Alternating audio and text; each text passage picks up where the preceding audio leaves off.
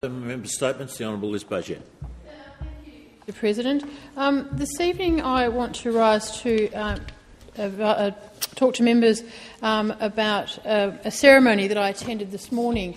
prior to Parliament sitting today, and that was a ceremony that took place at the Joondalup Police Academy,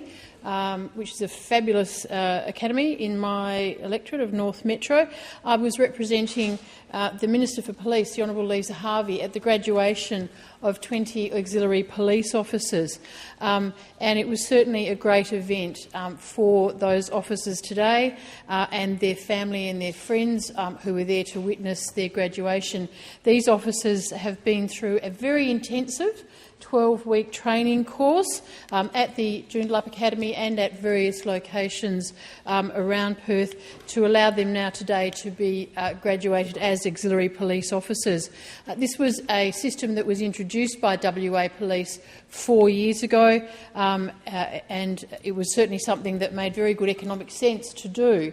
in relation to having auxiliary police officers who can complement the work of our fully sworn officers and make sure that our fully sworn police officers are out there on the front line where we and the public have the expectation that we want to see police officers to be. The interesting thing about this group of 20 people who graduated today was that they came from very varied backgrounds. There was quite a number of ethnicities amongst them, again in recognition of how wonderfully multicultural our society is becoming, or in Western Australia. They were certainly from a whole range of backgrounds, and between the 20 people that graduated today, there were 11 languages spoken, and that's certainly one of the things that will be of great benefit to WA Police using these people in the coming months and years, that they may assist those people who may not have English as their first language. The other things they do, which is complementary to the fully sworn officers, is to provide assistance in custody areas and to procedural and administrative assistance in areas where it's needed. The 20 that graduated today will actually initially all be allocated to the Perth Watch House, where they did spend 2 weeks of their training learning the ropes there at the new Watch House, which is a great facility that was recently opened. And once they've spent some time there, some of them then will go out to the regions, where I know our colleagues from the regional areas will be very pleased to see that we've got some auxiliary officers going out into those areas as well, so that they too can free up the fully sworn officers to do what they want to do. These people, not only did they come from various ethnic backgrounds, there was also quite a wide range of ages. I think the youngest was about 20. I wouldn't like to hazard a guess at the age of the oldest, but certainly the wrong side of 21 or maybe even 35. But there were certainly a few grey hairs amongst some of the people that there, and that's a really good thing to see, that we've got mature people also going into these roles, because they've at least had a lot of life experiences in other areas, and some of their backgrounds I was reading in the notes given to me. There was a chef amongst them,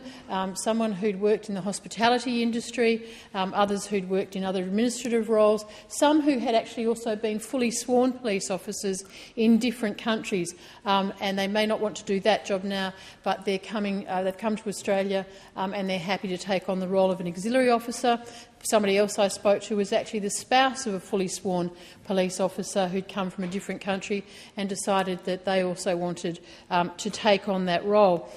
One of the special guests there at the ceremony today was George Tilbury, the head of the WA Police Union, and he made a speech congratulating all of the officers, as did I, but he also gave an award to the person who was considered to be the highest contributor on the course and the one that was to be more highly commended,